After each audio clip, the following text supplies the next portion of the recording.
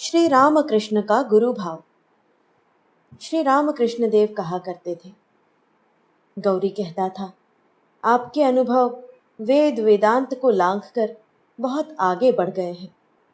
शास्त्रों का कथन है कि क्षुद्र अहंकार का संपूर्णतया त्याग करके ईश्वरी भाव में ही सदा सर्वदा अवस्थान करने वाले जगत गुरु और ब्रह्मज्ञ पद में पहुँचे हुए पुरुष सर्वज्ञ होते हैं। साधारण मनुष्य के समान उनके मन में मिथ्या संकल्प का कभी उदय नहीं होता। उन्हें जिस समय जो विषय जानने की इच्छा होती है, वह विषय उसी समय उनकी अंतर्दृष्टि के सामने प्रकट हो जाता है और उसके तत्व को वे सहज रीति से जान सकते हैं। शास्त्रों के इस कथन को सुनकर उसका भाव न समझने के कारण हमारे मन में कितने ही तर्क वितर्क उत्पन्न होने लगते हैं। हम कहने लगते हैं, यदि यह बात सत्य है तो पूर्वकालीन ऋषि जड़ विज्ञान के विषय में इतने अज्ञ क्यों थे? हाइड्रोजन और ऑक्सीजन गैसों को एक विशेष अनुपात में मिलाने पर पानी बन जाता है। यह बात कितने ब्रह्मज्ञ ऋषियों को मालूम थी? 4-5 महीनों का मार्ग विद्युत की सहायता से केवल 4-5 घंटों में तय किया जा सकता है। इस बात का ज्ञान कितने ऋषियों को था? अथवा और भी दूसरे शास्त्रीय आविष्कार कितने ऋषियों ने किए थे, या कितनों ने ऐसे आविष्कार करने का प्रयत्न किया था? श्री रामकृष्ण के सानिध्य में आने के पहले उनके सुशिक्षित युवक शिष्यगण भी इसी प्रकार तर्क करते थे, परंतु उनके चरणों का आश्रय मिल जाने पर उन्हें यह समझने लगा कि शास्त्रों के इस कथन की ओर इस दृष्टि से देखने पर उसका कोई अर्थ नहीं निकल सकता, परंतु शास्त्रों ने जिस भाव से यह बात बताई है, उसी दृष्टि से उस पर विचार करने से उसका ठीक ठीक अर्थ समझ सकता है। श्री रामकृष्ण इस संबंध में कहते थे, चूल्हे पर चावल पक रहा है, वह ठीक पका या नहीं, यह जानने के लिए तुम क्या करते हो?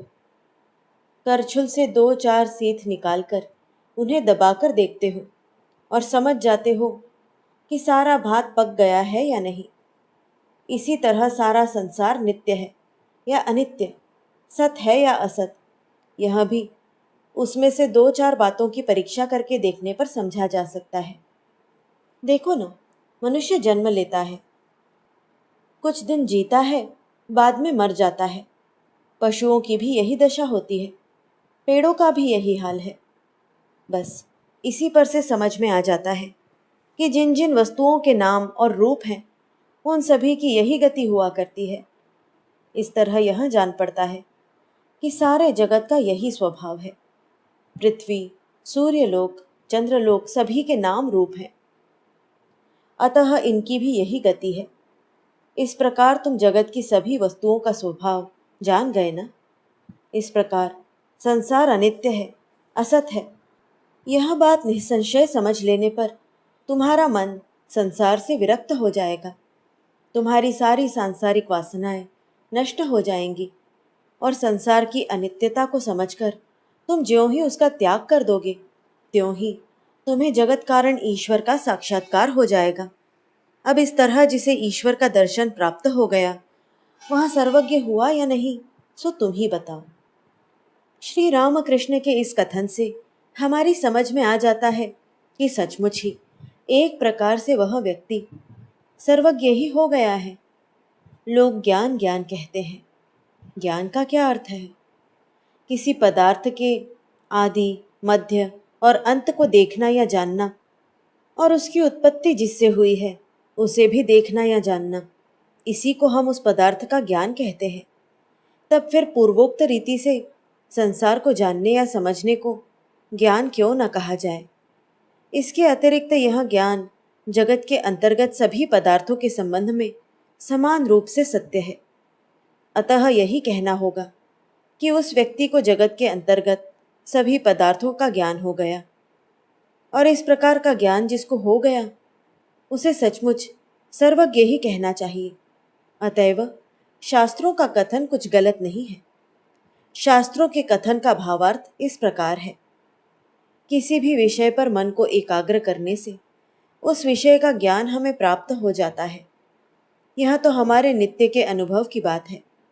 फिर ब्रह्मज्ञ पुरुष जिसने अपने मन को पूर्ण रूप से वश में कर लिया है, यदि किसी विषय को जानने की इच्छा से उसके प्रति अपने मन की सारी शक्तियों को लगा दे और उस विषय का ज्ञान उसे अनायास ही प्राप्त हो जाए, तो इसमें आश्चर्य क्या है?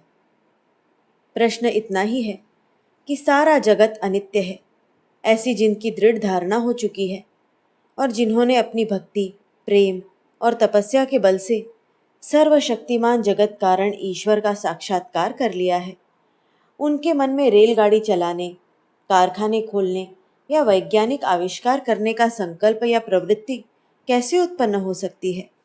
यह सब करने की बात तो दूर रही, उन्हें अपने शरीर तक का ध्यान नहीं रहता।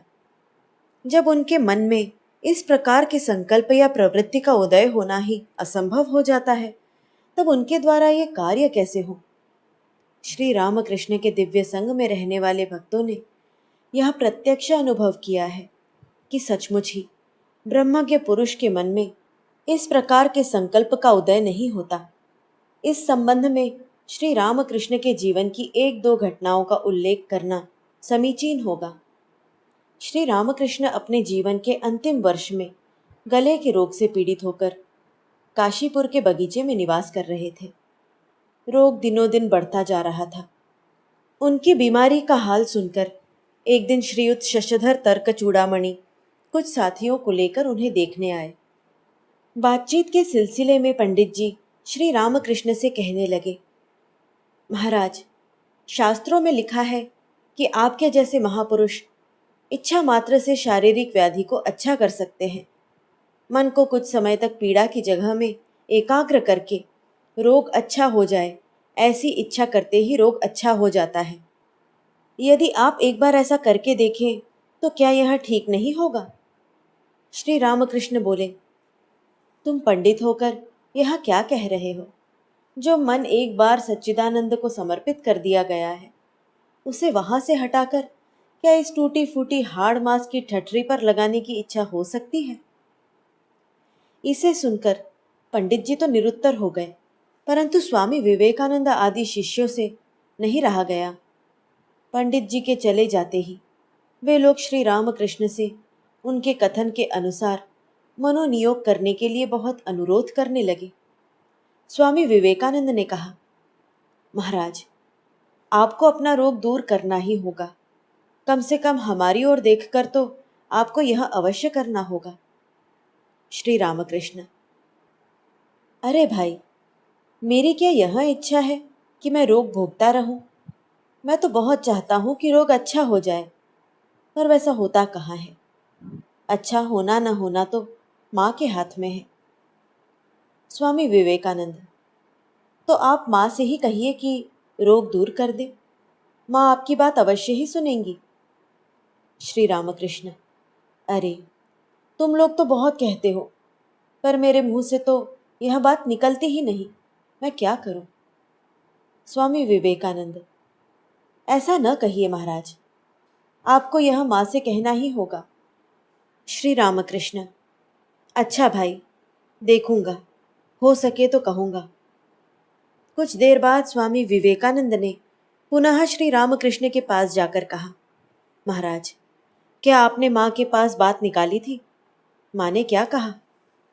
श्री रामकृष्ण, मैंने माँ से कहा, माँ, गले की ओर उंगली दिखाकर, उसके कारण मुझे खाते नहीं बनता, इसलिए 2 कौर खा सकूं ऐसा कोई उपाय कर दे। इस पर तुम सब की ओर उंगली दिखाती हुई माँ बोली, क्यों, इन सब के मुंह से क्या तू खा नहीं रहा है? यह सुनकर मुझे लज्जा आई और मैं कुछ कह नहीं सका। देह बुद्धि का कैसा अद्भुत अभाव, अद्वैत ज्ञान की कैसी पराकाष्ठा। उस समय 6 महीने तक श्री रामकृष्ण का रोज का आहार मात्र 1.5 पाव बार्ली का पानी ही था, और ऐसी अवस्था में जगदम्बा के, क्यों, इन सब के मुंह से क्या तू नहीं खा रहा है, इस प्रकार कहते ही इस शूद्र शरीर को मैं कह दिया। यह कितना बड़ा पाप किया। यह सोचकर श्री रामकृष्ण लज्जा से मुंह नीचा करके निरुत्तर हो गए और रोग अच्छा करने की कल्पना तक मन में नहीं ला सके। वैसे ही एक और दिन की बात है। श्री रामकृष्ण बाग बाजार में बलराम बोस के घर गए हुए थे। 10 बजे का समय होगा। श्री रामकृष्ण उस दिन वहां आएंगे, यह पहले से ही निश्चित था। इसलिए नरेंद्र आदि अनेक भक्तगण वहां एकत्रित हुए थे। वे लोग कभी श्री रामकृष्ण से तथा कभी आपस में वार्तालाप कर रहे थे। बातचीत के प्रसंग में माइक्रोस्कोप अर्थात सूक्ष्म दर्शक यंत्र की बात निकली। आंखों से बिल्कुल न दिखाई देने वाली चीजें भी उसकी सहायता से देखी जा सकती हैं। उसमें से शरीर का एक बारीक रोम भी छड़ी के जैसा मोटा दिखाई देता है। बिल्कुल छोटी चीज के भी भिन्न भिन्न भाग दिखाई देते हैं। इत्यादि बातें सुनकर श्री रामकृष्ण को छोटे बालक के समान कौतूहल होने लगा और उन्होंने उस यंत्र को देखने की इच्छा प्रकट की। अतः भक्तों ने उसी दिन दोपहर को वह यंत्र कहीं से लाकर उन्हें दिखाने का विचार किया। पता लगाने पर मालूम हुआ कि स्वामी प्रेमानंद के भाई डॉक्टर विपिन बिहारी घोष के यहाँ एक माइक्रोस्कोप है। उन लोगों ने तुरंत ही उसे मंगवाया। यंत्र को ठीक से लगाने के बाद श्री रामकृष्ण को उसे देखने के लिए बुलाया गया।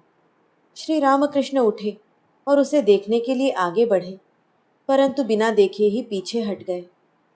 सभी को बड़ा आश्चर्य हुआ।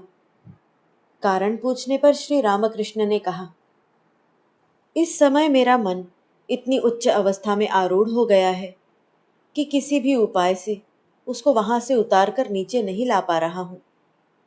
सबने बहुत समय तक उनके मन के नीचे उतरने की राह देखी, पर फल कुछ नहीं हुआ।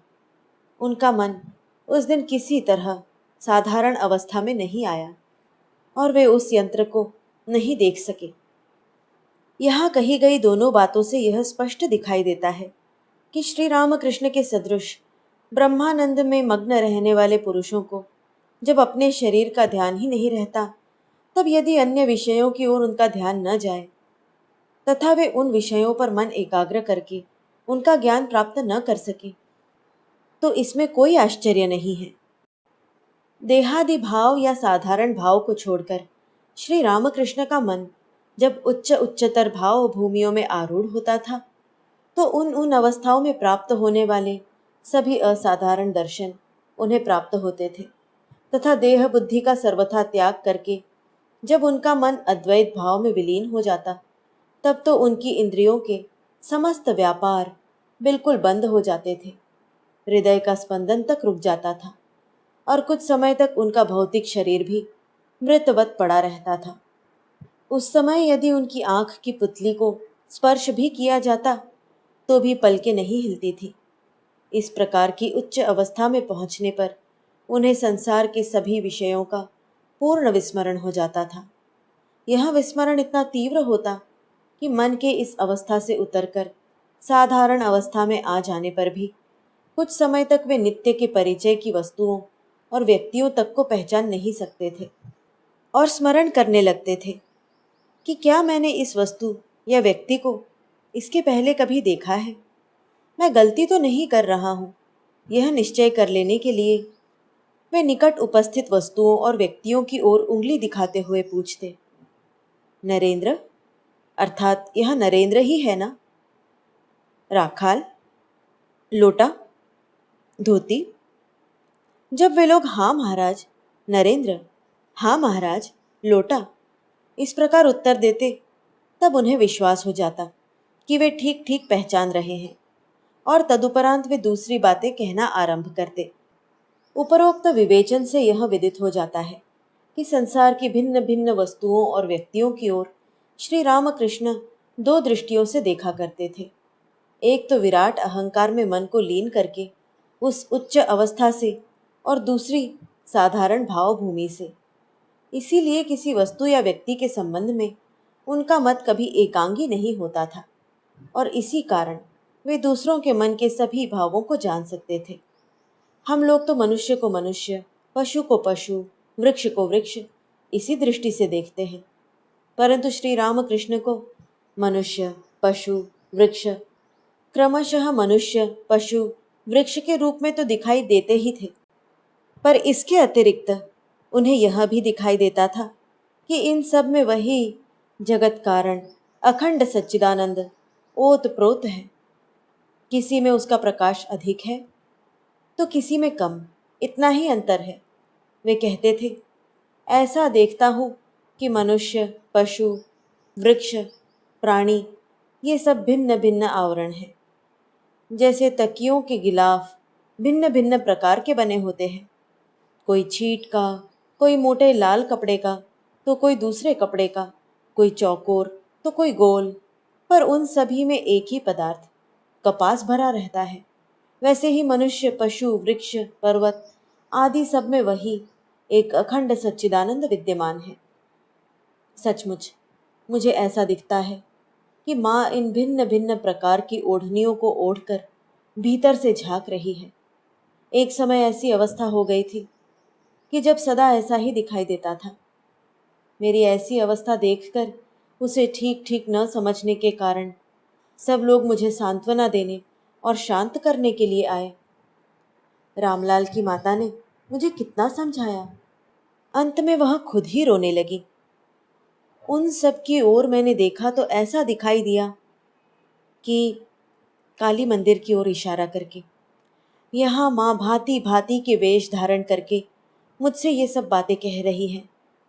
उसके ये ढंग देखकर हंसते हंसते मेरे पेट में दर्द होने लगा और मैं कहने लगा, वाह कैसी सचकर आई है। एक दूसरे दिन की बात है, मैं मंदिर में आसन पर बैठकर माँ का ध्यान करने लगा, पर किसी भी उपाय से माँ की मूर्ति मन में आती ही नहीं थी। समझ में नहीं आया कि ऐसा क्यों हो रहा है। फिर देखा कि रमणी नाम की जो वैश्या प्रतिदिन घाट पर स्नान करने आती थी, उसी का रूप धारण करके माँ सिंहासन के पास खड़ी हो घट के बगल से झांक रही है। यह देखकर मुझे हंसी आई और मैं कहने लगा, वाह वाह माँ, आज तुझे रमणी बनने की इच्छा हो गई। अच्छा ठीक है, आज इसी रूप से पूजा ग्रहण कर। रमणी के समान सचकर माँ ने दिखा दिया कि वैश्या भी मैं ही हूँ, मेरे सिवाय दूसरा कुछ है ही नहीं। और एक दिन मैं मछुआ बाजार से गाड़ी में बैठकर जा रहा था। वहां देखा कि कुछ वेश्याएं बड़ी सज-धज के साथ मांग सवार कर, सुंदर साड़ी पहने बरामदे में खड़ी हुक्का पीती हुई लोगों का मन लुभा रही है। इसे देखकर मैं चकित होकर बोला, वाह वाह माँ, आज तुझे यह रूप धारण करने की इच्छा हुई। और उन्हें प्रणाम किया। उच्च भाव भूमि पर आरूढ़ होकर संसार की समस्त वस्तुओं की ओर इस दृष्टि से देखना हम बिल्कुल भूल गए हैं। अतः हमें श्री रामकृष्ण की इस अद्भुत उपलब्धि का रहस्य मालूम हो भी तो कैसे। यह तो हुई उच्च भाव भूमि से देखने की बात, परंतु जिस समय श्री रामकृष्ण साधारण भाव भूमि में रहते थे, उस समय भी उनके मन में स्वार्थ की या भोग सुख की इच्छा लेश मात्र न रहने के कारण उनकी शुद्ध बुद्धि और शुद्ध दृष्टि हमारी अपेक्षा कितनी ही अधिक बातों को देखने में समर्थ होती थी, तथा सूक्ष्म से सूक्ष्म और गहन से गहन विषय को भी वे सहज ही समझ लेते थे। अद्वैत भाव का पूर्ण रूप से अभ्यास रहने के कारण उन्हें जगत में ईश्वर के रूप के अतिरिक्त और कुछ नहीं दिखाई देता था, और उनका यह अद्वैत ज्ञान इतना गंभीर था कि बिल्कुल थोड़े ही उद्दीपन से उन्हें एकदम समाधि लग जाती थी। इस प्रकार की घटनाएं नित्य हुआ करती थी। एक दिन वे अपने कमरे के बरामदे में बैठे थे कि एक पतंगा उड़ता हुआ आया। उसके शरीर में एक लंबी सींग चुभी हुई थी। शायद किसी नटखट बालक ने ऐसा किया था। पतंगे की दुर्दशा को देखकर श्री रामकृष्ण पहले तो दुखी हुए, पर दूसरे ही क्षण, हे राम, तुमने स्वयं ही अपनी यह दुर्दशा कर ली है, यह कहते हुए वे भावावस्था में मग्न होकर हंसने लगे। एक दिन गाड़ी में बैठकर कलकत्ते से दक्षिणेश्वर आते समय उन्हें किसी बड़ी सड़क पर एक पान की दुकान दिखाई दी। दूसरी एक बड़ी दुकान की सीढ़ी के पास नाली के किनारे एक छज्जे के नीचे यह दुकान थी, और उसमें मुश्किल से एक मनुष्य के बैठने भर की जगह थी। वही नाली पर एक तख्त रखकर उस तंग जगह में उस पान वाले ने अपनी दुकान लगाई थी। उस बेचारे से वहां ठीक से उठते बैठते भी नहीं बनता था। उसके इस संसार को देखकर श्री रामकृष्ण की आंखें डबडबा आईं और माँ, माँ तेरी माया का प्रभाव कैसा विचित्र है, ऐसा कहते हुए वे समाधि मग्न हो गए। और एक दिन कलकत्ते से दक्षिणेश्वर लौटते समय उनकी बग्घी एक शराब की दुकान के पास से होकर गुजरी। वहां ग्राहकों की बड़ी भीड़ थी और कई लोग सुरापान के आनंद में मस्त थे। नशे में कोई जोर जोर से बातचीत कर रहा था, कोई गाता था, कोई नाचता था। इस तरह बड़ा शोरगुल हो रहा था। उन लोगों के इस आनंद को देखकर श्री रामकृष्ण को ब्रह्मानंद का उद्दीपन हो आया और वे एकाएक गाड़ी के भीतर ही खड़े होकर उन लोगों की ओर देखते हुए वाह वाह, बहुत अच्छा, बहुत अच्छा कहते कहते समाधि मग्न हो गए। कई बार तो कारण अर्थात मध्य शब्द का उच्चारण सुनते ही जगत कारण ईश्वर का उद्दीपन हो जाने से उन्हें समाधि मग्न होते हुए देखा गया है। स्त्री पुरुषों के जिस अवयव का केवल नाम लेना भी असभ्य और अश्लील माना जाता है, उसी के नाम का उच्चारण करते हुए वे कई बार समाधि मग्न हो जाते और अर्ध बाह्य दशा प्राप्त होने पर कहते, माँ 50 वर्ण तेरे ही स्वरूप है ना। तब जिन वर्णों को जोड़ने से वेद वेदांत की रचना हुई है, वे भी सब अश्लील ही हुए। तेरे वेद वेदांत के क ख और अश्लील भाषा के क ख भिन्न भिन्न तो नहीं है ना। वेद वेदांत भी तू ही है और गाली गलौज भी तू ही है। और ऐसा कहते हुए वे पुनः समाधिस्थ हो जाते। संसार के सभी भले बुरे पदार्थ उनकी पवित्र दृष्टि में केवल जगन माता के स्वरूप ही दिखाई देते थे। मन की कैसी विलक्षण पवित्रता है। श्याम पुकुर के बगीचे में रहते समय एक दिन किसी ने उनसे पूछा कि कौन से आसन साकार और कौन से निराकार ध्यान के उपयोगी हैं। वे उसे समझाने लगे। पद्मासन लगाकर बाई हथेली पर दाहिनी हथेली का पृष्ठ भाग रख उन दोनों हाथों को अपने वक्षः स्थल पर धारण करते हुए आंख मूंदकर उन्होंने कहा, सब तरह के साकार ध्यान के लिए यह आसन उपयुक्त है। उसके बाद उसी आसन पर बैठे बाएं घुटने पर बाई और दाहिने घुटने पर दाहिनी हथेली चित रखते हुए अंगूठा और तर्जनी के सिरे मिलाए और बाकी अंगुलियां सीधी रखकर दृष्टि भूमध्य भाग में स्थिर करके कहा, निराकार ध्यान के लिए यही आसन ठीक है। यह कहते ही उन्हें समाधि लग गई। समाधि उतरने के बाद उन्होंने कहा, अब और कुछ नहीं कहूंगा, क्योंकि इस तरह इस आसन पर बैठते ही उद्दीपन होता है और मन तन्मय होकर समाधि में लीन हो जाता है। सदैव ईश्वर का चिंतन करते हुए तथा भाव समाधि में मग्न रहते हुए श्री रामकृष्ण अद्वैत भाव की चरम अवस्था में पहुंच गए थे और यथार्थ में दिव्य भावारूढ़ हो गए थे।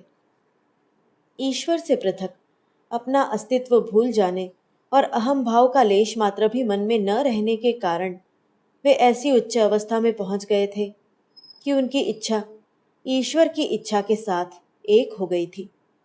उनके आचार व्यवहार में, बोलचाल में मानव सुलभ दुर्बलता या असंपूर्णता का कुछ भी अंश शेष नहीं रह गया था। उनका शरीर चैतन्यमय हो गया था और वे अलौकिक ईश्वरी शक्ति के अभिव्यक्ति के एक श्रेष्ठ यंत्र बन गए थे। उनके इस अलौकिक दिव्य भाव की अभिव्यक्ति के उदाहरण उनके जीवन में प्रतिदिन पाए जाते थे, जिनके द्वारा उनकी दिव्य शक्ति का परिचय हर एक को प्राप्त होता था। अवतारी महापुरुषों में स्पर्श से, दृष्टिपात से या केवल इच्छा मात्र से ही दूसरों के मन की मलिनता को दूर करके उनकी वृत्ति को ईश्वराभिमुख बना देने की शक्ति रहा करती है। यह शक्ति श्री रामकृष्ण में पूर्ण रूप से निवास करती थी। कई बार ऐसा देखा गया है कि जब कोई उनके विरुद्ध मत का अवलंबन करके उनके साथ बहुत वाद विवाद करता, मानो उसने निश्चय ही कर रखा हो कि इनका कहना नहीं मानूंगा, तो ऐसे समय उससे बातचीत करते करते वे बड़ी चतुराई से उसके शरीर को स्पर्श कर देते थे। ऐसा करते ही उस व्यक्ति की विचारधारा की गति बदल जाती थी और वह मनुष्य उनके सिद्धांत को पूर्णतया स्वीकार कर लेता था। श्री रामकृष्ण स्वयं ही कभी कभी कहते थे, लोगों से बातचीत करते हुए बीच में ही मैं किसी को छू क्यों देता हूं जानते हो? जिस अविद्या शक्ति का आवरण उसके मन पर पड़ा होता है, उसका जोर कम होकर उसे यथार्थ सत्य समझ सके, इसीलिए ऐसा करता हूं। अपने भक्तों में से बहुतों को ध्यान करने के लिए कहकर वे उनकी छाती, जिह्वा आदि को स्पर्श कर देते थे। उस शक्तिशाली स्पर्श के प्रभाव से उन लोगों का मन बाह्य विषयों के चिंतन से परावृत्त होकर अंतर्मुख हो जाता था और भिन्न भिन्न व्यक्तियों को भिन्न भिन्न प्रकार के दर्शन और अनुभव प्राप्त होते थे। नरेंद्र, छोटे नरेंद्र, तारक, तेजचंद्र आदि प्रायः सभी भक्तों के जीवन में उनके इस दिव्य शक्तिपूर्ण स्पर्श ने क्रांतिकारी परिवर्तन ला दिया था। नरेंद्र नाथ के जीवन में इससे कितनी उथल पुथल मच गई थी, उसका वर्णन हम आगे करेंगे। आगे चलकर वे कहा करते थे, मन के बाहर रहने वाली शक्तियों को किसी उपाय से वश में लाकर उनके बल पर चमत्कार कर दिखाना कोई बड़ी बात नहीं है, परंतु दक्षिणेश्वर के ये अशिक्षित पुजारी जिस प्रकार लोगों के मन को मिट्टी के लौंदे की तरह चाहे जैसा आकार दे सकते थे, उनके मन में चाहे जैसा परिवर्तन ला सकते थे, उनके मन के विचार के प्रवाह को ही बदल डालते थे, इससे अधिक आश्चर्यमय चमत्कार मुझे और कहीं नहीं दिखाई दिया। श्री रामकृष्ण की दिव्य शक्ति के अनेक उदाहरण इससे पहले दिए जा चुके हैं। काशीपुर के बगीचे में अपने अंतिम दिनों में गले की बीमारी से अत्यंत पीड़ित रहते समय उन्होंने एक दिन भक्तों से कहा था, माँ मुझे दिखा रही है कि अपनी ओर उंगली दिखाकर इस शरीर में अब एक ऐसी शक्ति प्रकट हो गई है कि अब इसे स्वयं किसी का स्पर्श करने की भी आवश्यकता नहीं है। मैं तुम लोगों से स्पर्श करने के लिए कहूँगा और तुम्हारे स्पर्श से ही दूसरों को चैतन्य हो जाएगा। माँ यदि अब की बार यह रोग दूर कर दे तो लोगों की यहाँ इतनी भीड़ होगी कि उसे रोकते रोकते तुम लोग परेशान हो जाओगे और तुम्हें इतना परिश्रम करना पड़ेगा कि दवा पीकर शरीर का दर्द दूर करना पड़ेगा। विशेष विशेष पर्वों के समय श्री रामकृष्ण के शरीर और मन में विशेष विशेष प्रकार के देव भाव उत्पन्न होते थे। वैष्णव पर्वों के दिन वैष्णव भाव तथा शाक्त पर्वों के दिन शक्ति भाव उनमें विशेष मात्रा में दिखाई देता था। उदाहरणार्थ, दुर्गा पूजा या काली पूजा के दिन वे जगदम्बा के भाव में इतने तन्मय हो जाते थे कि उनके अंग प्रत्यंगों का संचालन भी जगदम्बा की वराभय मूर्ति के समान हो जाता था। जन्माष्टमी और अन्य वैष्णव पर्वों के दिन वे श्री कृष्ण और राधा के भाव में तन्मय हो जाते थे, जिससे उनके अंगों में कंप, पुलक आदि अष्ट सात्विक भावों के लक्षण दिखाई देते थे। ये भिन्न भिन्न भावावेश उनसे इतनी स्वाभाविक रीति से प्रकट होते थे कि ऐसा लगता था मानो इन भावों को प्रकट करने में उन्हें कुछ भी श्रम नहीं हो रहा है। इतना ही नहीं, वरन यह भी देखने में आया है कि किसी पर्व के दिन ईश्वरी प्रसंग में अत्यंत तन्मय हो जाने के कारण वे यह भी भूल जाते थे कि आज अमुक पर्व है, परंतु जब बाहरी वार्तालाप आदि बंद हो जाता तो उस दिन के पर्व के अनुरूप भाव उनमें प्रकट हो जाते तथा ऐसा प्रतीत होता कि मानो कोई जबरदस्ती उनके भाव प्रवाह को बदल दे रहा हो। कलकत्ते में श्यामपुकुर में रहते समय डॉक्टर सरकार आदि के देखते देखते दुर्गा पूजा के दिन श्री रामकृष्ण को अकस्मात भावावेश हो गया था। उस समय उनकी तेजह पुंज और हास्य युक्त मुखाकृति को देखकर कौन कह सकता था कि उन्हें रोग हुआ है। उनके मन में जिस समय जो भाव प्रबल रहता, उसी में वे इतने तन्मय होकर रहते थे कि उस समय उनके मन में दूसरा कोई भी विचार नहीं आता था। उनके स्वभाव की यह विशेषता उनके अब तक के चरित्र से श्रोताओं के ध्यान में आ गई होगी।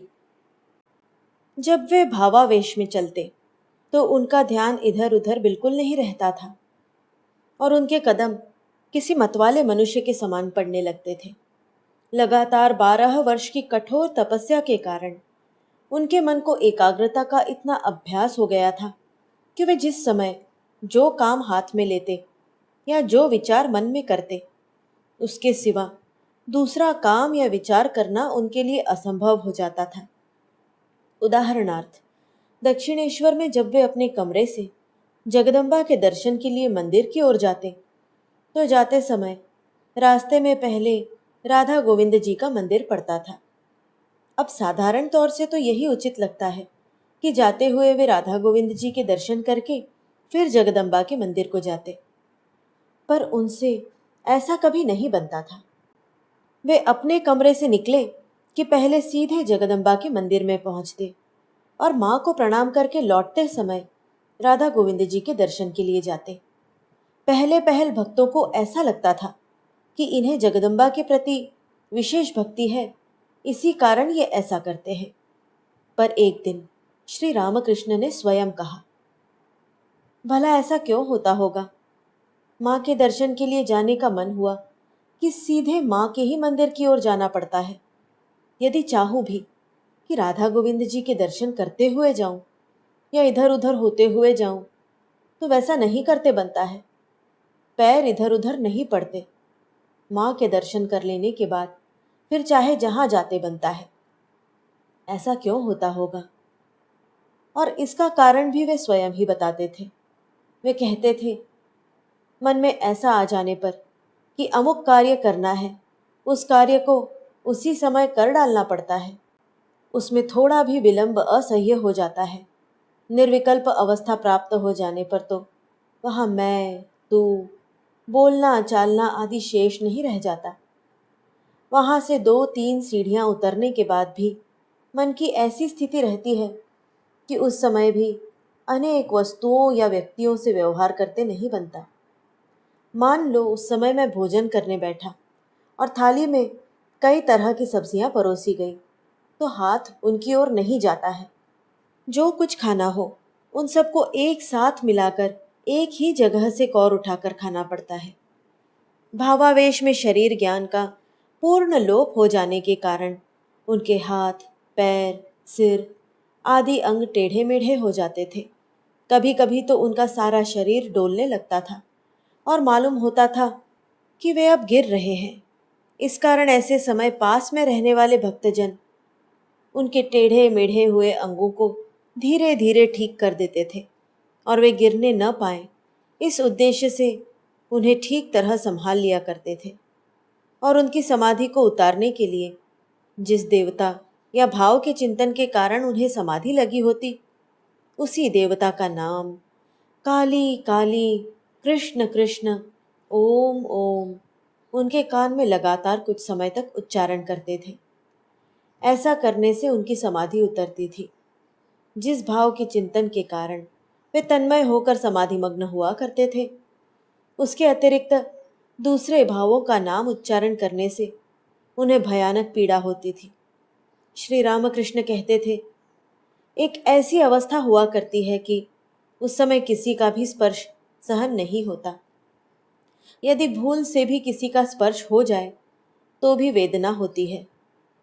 और ऐसी भी एक अवस्था होती है कि उस समय केवल बाबूराम की ओर उंगली दिखाकर इसी का स्पर्श सहन होता है और इसी के हाथ का भोजन ग्रहण किया जा सकता है। श्री रामकृष्ण प्रतिदिन जगदम्बा के दर्शन के लिए जाया करते थे और वे जब भी जाते थे उन्हें भावावेश हो जाता था। कभी कभी तो उन्हें गहरी समाधि भी लग जाती थी।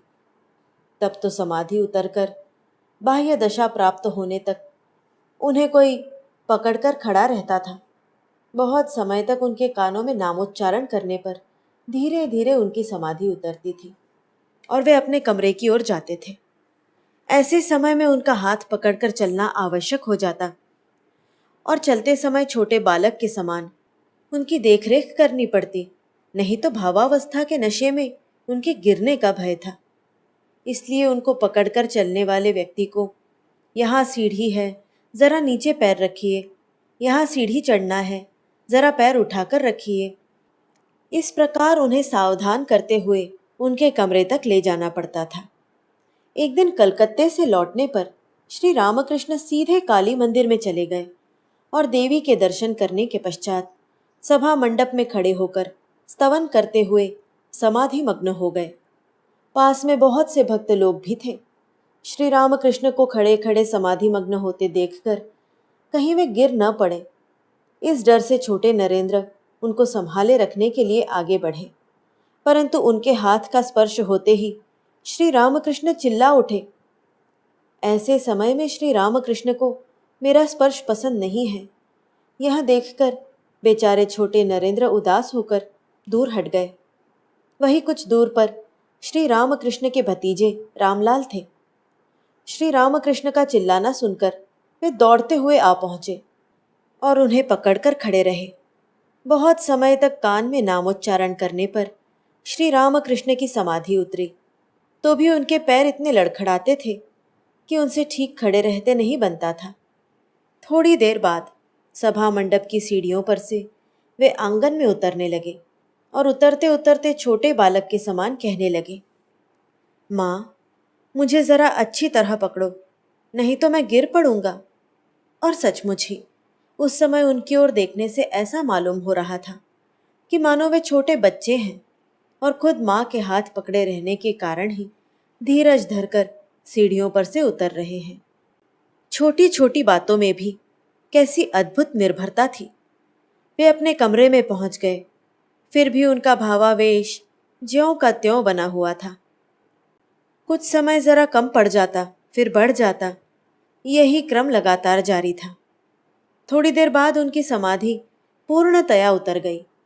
तब पता लगा कि छोटे नरेंद्र जब उन्हें पकड़ने लगे तो वे क्यों चिल्लाए। छोटे नरेंद्र के सिर में बाईं ओर एक फोड़ा हुआ था और डॉक्टर ने उस समय उसे चीरा दिया था। भक्तों ने सुना तो जरूर था कि क्षत शरीर से देव मूर्ति को स्पर्श नहीं करना चाहिए, परंतु उन्हें यह कल्पना भी नहीं थी कि इस कहावत की सत्यता इस विचित्र रीति से उनकी आंखों के सामने प्रमाणित होगी।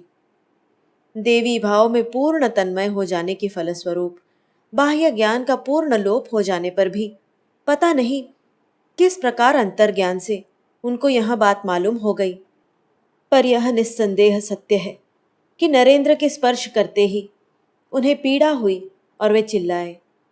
सभी जानते थे कि वे छोटे नरेंद्र को कितने शुद्ध स्वभाव का समझते थे और उनके शरीर में घाव रहने पर भी साधारण अवस्था में दूसरों के समान उन्हें भी अपने को छूने देते थे और उनके साथ एक जगह उठते बैठते भी थे।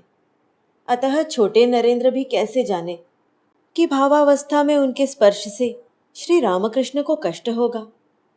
तब से घाव सूखते तक उन्होंने पुनः श्री रामकृष्ण के शरीर का स्पर्श नहीं किया। उपरोक्त घटना से स्पष्ट दिखाई देता है कि श्री रामकृष्ण में दिव्य भावों का कितना अद्भुत विकास हो चुका था। उनमें जैसे केवल स्पर्श या इच्छा से दूसरे के विचारों को बदल देने की अद्भुत सामर्थ्य थी, वैसे ही दूसरे के रोग को अपने शरीर में खींच लेने की विचित्र क्षमता भी थी। तथापि वे अपनी इस शक्ति का बहुत कम उपयोग करते थे।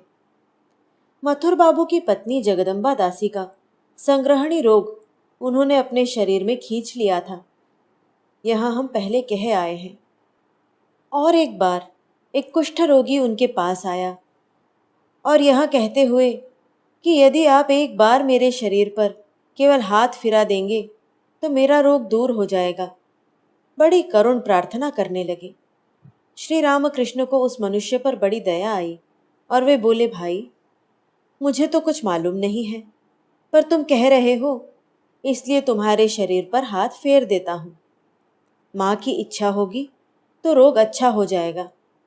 ऐसा कहकर उन्होंने उसके शरीर पर हाथ फेर दिया, परंतु इसके बाद उनके हाथ में दिन भर ऐसी पीड़ा होती रही कि जिसे सहा नहीं जा सकता था। अंत में वे कहने लगे, माँ, मैं पुनः ऐसा काम कभी नहीं करूँगा, मुझे क्षमा कर दे।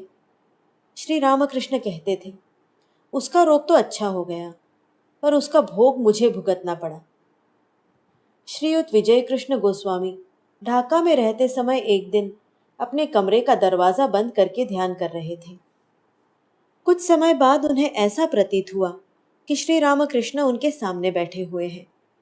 यह सोचकर कि शायद यह मस्तिष्क का भ्रम हो, उन्होंने आगे बढ़कर उस मूर्ति का स्पर्श किया और उसके अंग प्रत्यंगों को हाथ से टटोलकर देखा।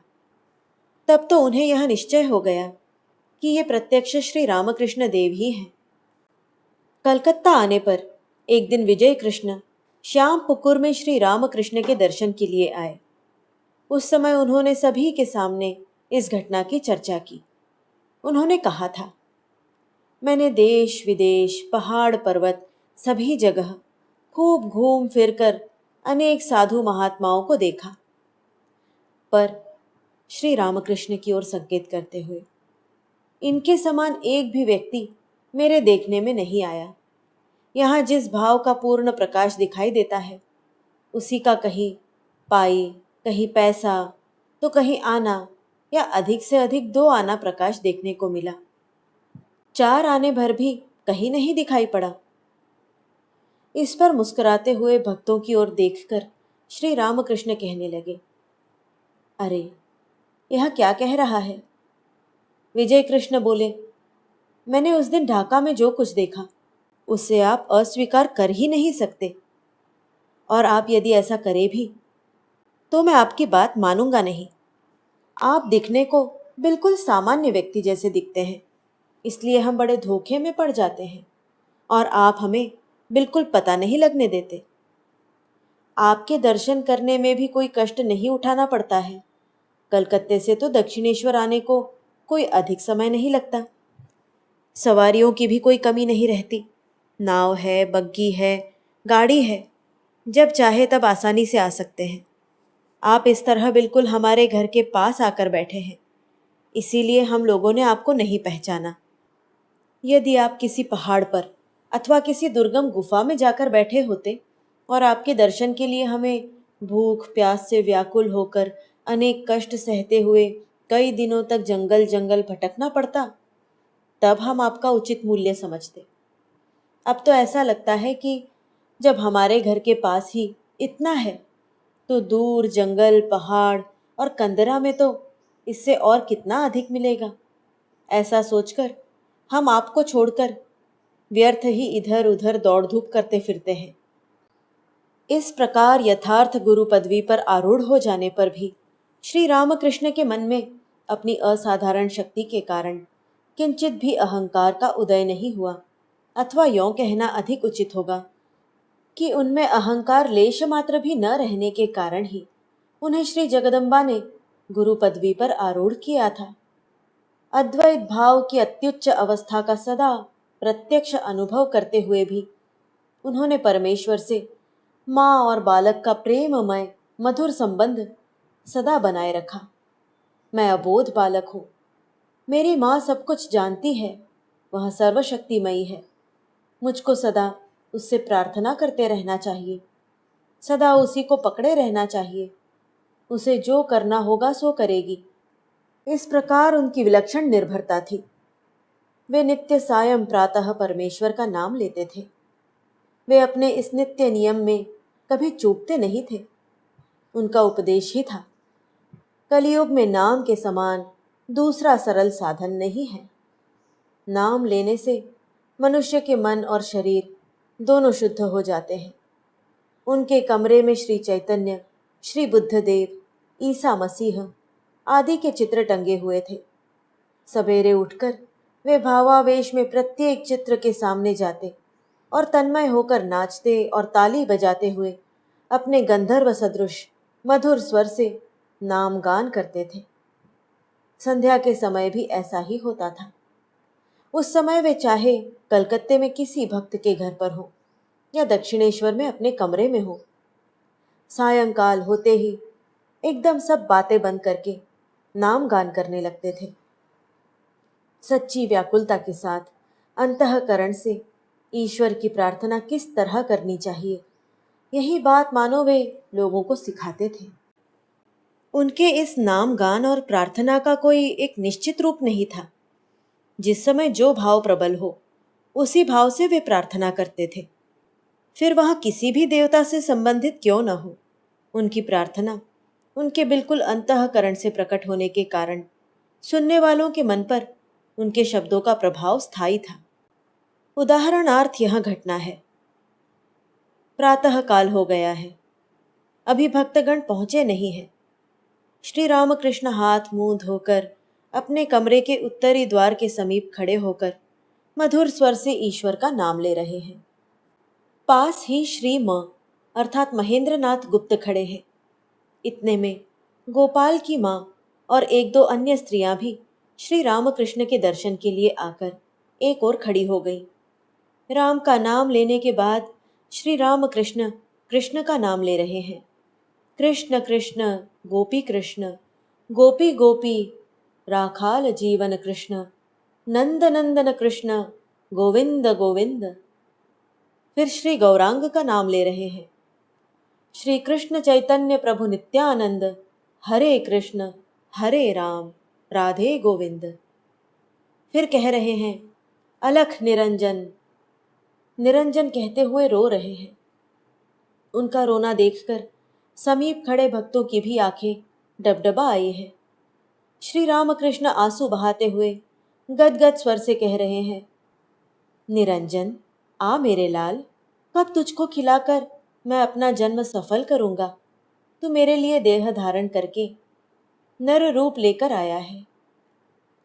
पुनः जगन्नाथ जी से विनय करने लगे, जगन्नाथ जगत बंधो, हे दीन बंधो, मैं तो जगत के बाहर का हूं नहीं, नाथ मुझ पर दया करो।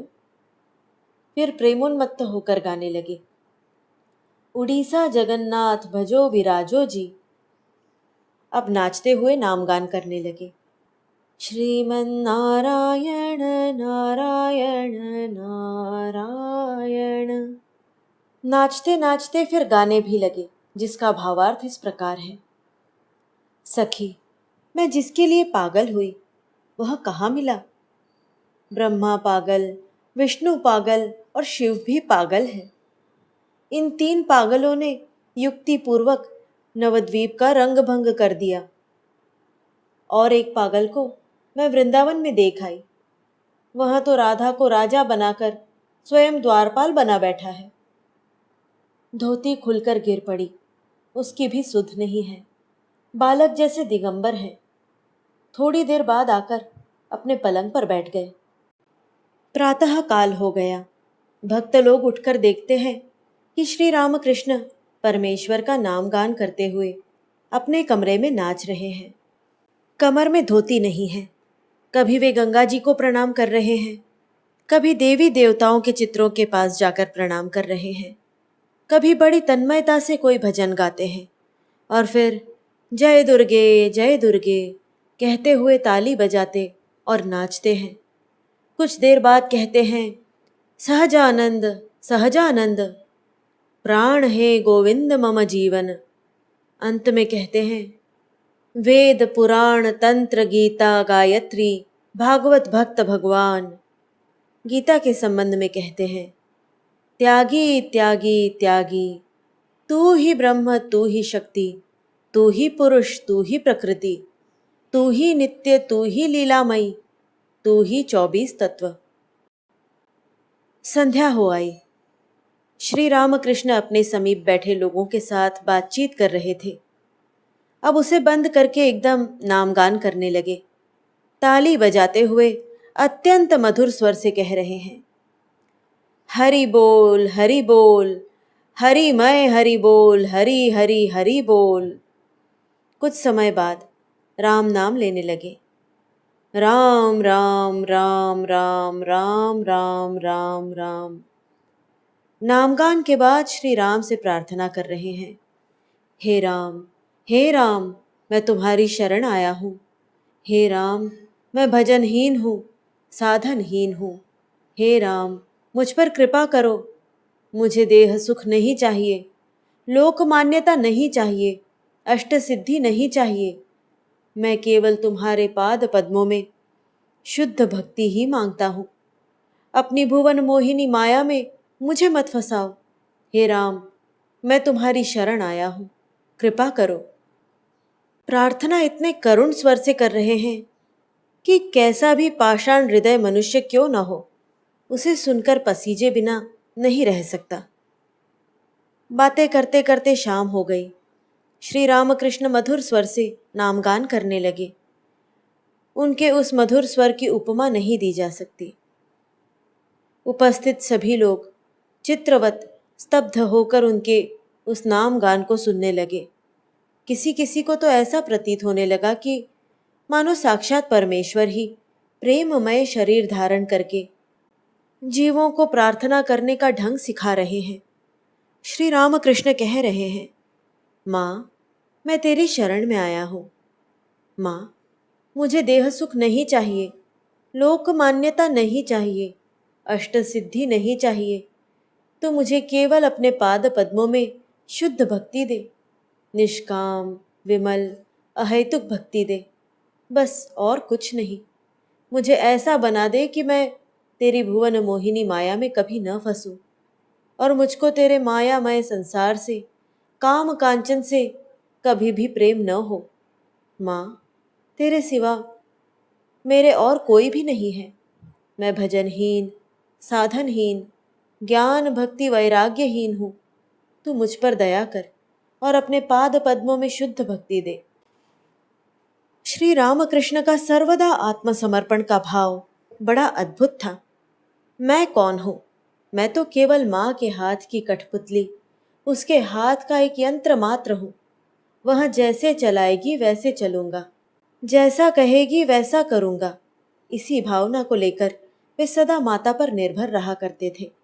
आगे चलकर जब उनके पास बहुत से धर्म पिपासु व्यक्ति आने लगे, तो उस समय उनसे बातचीत करने तथा उनकी शंकाओं का समाधान करके उन्हें ईश्वर प्राप्ति का योग्य मार्ग दिखाने में ही उनका सारा समय व्यतीत होने के कारण उनको एक क्षण भी फुर्सत नहीं मिलती थी। तब उन्हें बड़ा कष्ट होने लगा। निरभिमान और निरहंकार श्री रामकृष्ण कहने लगे, माँ का कार्य माँ ही जाने, उसने व्यर्थ ही मेरे पीछे यह झंझट क्यों लगा दी। यह कहते हुए कभी कभी वे छोटे बच्चे के समान माता से झगड़ने लगते।